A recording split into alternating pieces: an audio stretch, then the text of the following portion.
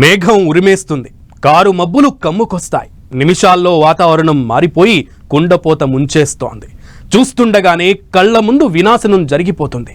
ఎప్పుడు వర్షాలు పడని ఎడారి దేశమైన, పర్వత ప్రాంతం వియత్నాం అయినా, పచ్చని ప్రకృతి అందాలకు నిలయమైన వయనాడైనా, మంచు కొండలకు కేరాఫ్గా ఉండే హిమాచల్ ప్రదేశ్ అయినా జల ప్రళయానికి హద్దే లేకుండా పోతోంది.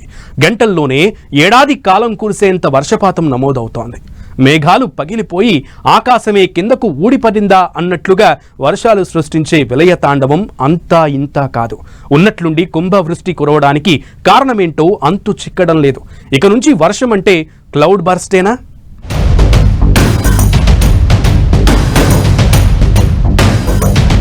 మేఘమై వచ్చి క్షణాల్లో ముంచేస్తున్న క్లౌడ్ బర్స్ట్. కుండపోత వర్షం, కుంభవృష్టికి కారణమేంటి? గంటల్లోనే జడివాన కురవడానికి రీజన్ ఏంటి?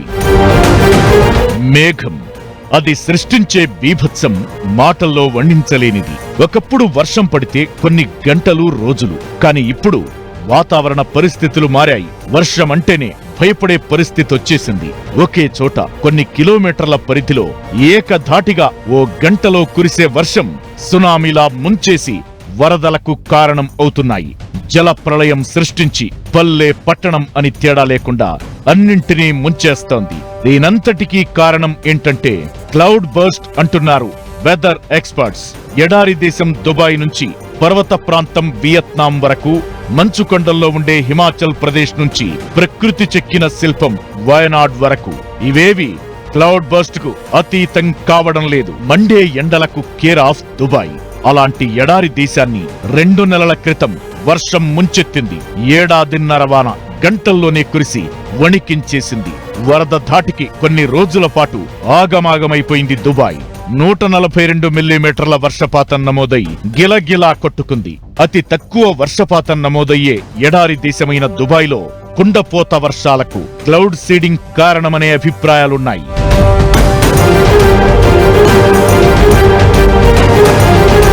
ఇప్పుడు వియత్నాంలో కురిసిన వర్షంతో క్లౌడ్ బర్స్ట్ మరోసారి హాట్ టాపిక్ అయిపోయింది. వర్షం పడితే కామన్, కానీ క్లౌడ్ బర్స్ట్ అయితేనే భారీ వర్షం పడ్డట్లు అన్న భావన వచ్చేసింది.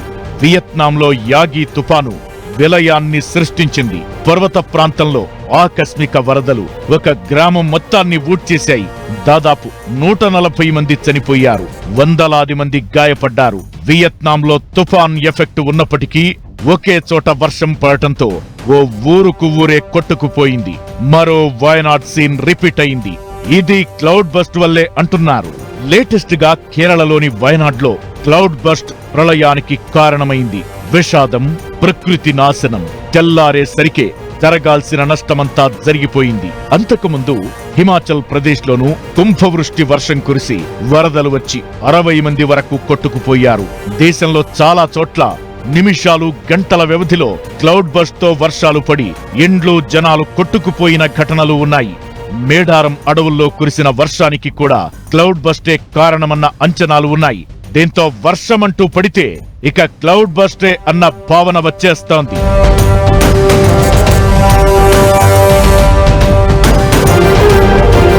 లేటెస్ట్ గా విజయవాడలోనూ భారీ వర్షం కురిసింది. బుడమేరు ఉప్పొంగి కొల్లేరు కొంపముంచి బెజవాడను ముంచేసింది.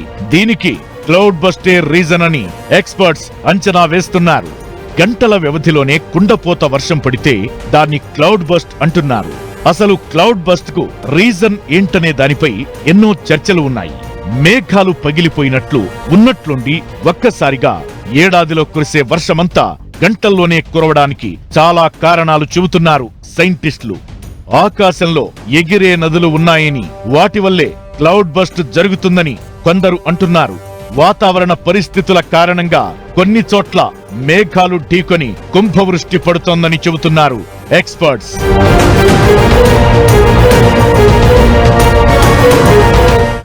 వాన, వరద వీటితో కొంతవరకే ఆనందం. ఒక్కోసారి వాన సృష్టించే విలయం మాటల్లో చెప్పలేం. అందుకే జలప్రళయం వచ్చిందంటే చాలు క్లౌడ్ బర్స్ట్ అని ఫిక్స్ అయిపోతున్నాం. ఆకాశం బద్దలయిందా అన్నట్లుగా వానపడి ఓ ప్రాంతమే కొట్టుకుపోతోంది. దేశమేదైనా, ఏ ఏరియా అయినా ఈ మధ్య క్లౌడ్ బర్స్ట్ కామన్ అయిపోయింది. ఇంతకీ క్లౌడ్ బర్స్ట్ అంటే ఏంటి? ఎందుకు ఉన్నట్లుండి కుండపోత వర్షం కురుస్తుంది?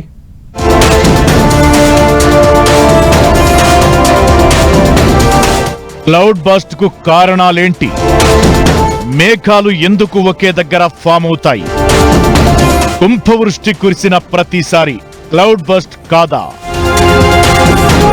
క్లౌడ్ బస్ట్ ఈ మధ్య ఎక్కడ భారీ వర్షం కురిసినా ఇదే మాట వినిపిస్తోంది. ఒకే చోట 100 మిల్లీమీటర్ల వర్షపాతం ఉండటం, ఒకే చోట 10-20 పైనే సెంటీమీటర్ల వర్షపాతం నమోదు కావడం, ఇదంతా కేవలం కిలోమీటర్ పరిధిలో వర్షాలు ఉండటాన్ని క్లౌడ్ బస్ట్ అంటున్నారు. ఒక చిన్న ప్రాంతంలో 1 నుంచి 10 కిలోమీటర్ల లోపు ప్రాంతంలో ఒక గంటలో 10 సెంటీమీటర్లు లేదా అంతకంటే ఎక్కువ వర్షం కురిస్తే దాన్ని మేఘాల విస్ఫోటనం లేదా క్లౌడ్ బస్ట్ అంటారు. ఒక్కోసారి ఒకే ప్రాంతంలో 1 కన్నా ఎక్కువ సార్లు క్లౌడ్ బస్ట్ నమోదు కావచ్చు. అలాంటి పరిస్థితుల్లో తీవ్ర నష్టం జరుగుతుంది. 2013లో ఉత్తరాఖండ్లో జరిగినట్లుగా భారీగా ప్రాణ నష్టం, ఆస్తి నష్టం జరిగే ప్రమాదం ఉంటుంది. అయితే కుంభవృష్టి కురిసిన ప్రతిసారి క్లౌడ్ బస్ట్ అని చెప్పలేమంటున్నారు వాతావరణ నిపుణులు.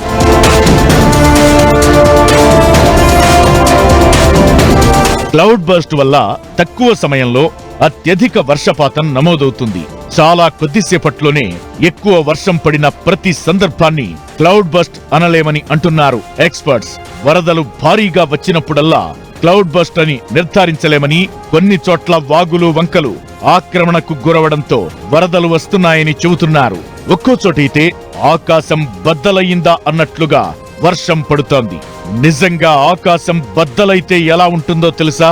అచ్చంగా కేరళలోని వయనాడ్లో జరిగినట్టే ఉంటుంది. ముఖ్యంగా పర్వత ప్రాంతాల్లో పడితే దాని తీవ్రత, దాని వల్ల జరిగే నష్టం తెలుస్తుంది. క్లౌడ్ బస్ట్ కూడా పర్వత ప్రాంతాల్లోనే నమోదవుతుందని ఎక్స్పర్ట్స్ చెబుతున్న మాట.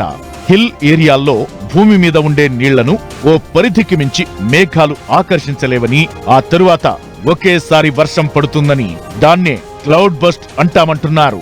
మొన్నటికి మొన్న వయనాడ్లో, తరువాత ఢిల్లీలో, ఆ తరువాత పలు ప్రాంతాల్లో కురుస్తున్న కుంభవృష్టి ధాటికి ఊళ్లకు ఊళ్లే నాశనమైపోతున్నాయి. ఆస్తి నష్టం గురించి చెప్పే సాహసం కూడా ఎవ్వరూ చేయలేని పరిస్థితి. టెక్నాలజీ అందుబాటులో ఉండటంతో ప్రాణ నష్టాన్ని వీలైనంత తగ్గించే ప్రయత్నాల్లో ఉంటున్నాయి ప్రభుత్వాలు. అయితే క్లౌడ్ బస్ట్ ప్రపంచానికి ముప్పుగా మారింది. ఉన్నట్లుండి ఏ సమయంలోనైనా కుండపోత వర్షం పడొచ్చు. అది క్లౌడ్ బస్ట్ గా మారొచ్చు. ఎక్కువ సార్లు క్లౌడ్ బస్ట్ ఏర్పడొచ్చు. వాతావరణ శాఖ కూడా కొన్ని గంటల ముందే క్లౌడ్ బస్ట్ గురించి అంచనా వేయగలుగుతుంది. వారం 10 రోజుల ముందు క్లౌడ్ బస్ట్ గురించి అంచనా వేసి అలర్ట్ ఇచ్చిన దాఖలాలు లేవు. రాత్రి సమయంలో కుండపోత వర్షం పడి క్లౌడ్ బస్ట్ కు కారణమవుతున్నాయి. దీంతో అధికారులు, రెస్క్యూ టీం కూడా కొన్నిసార్లు లోతట్టు ప్రాంతాలకు వెళ్లలేని పరిస్థితులు ఏర్పడుతున్నాయి.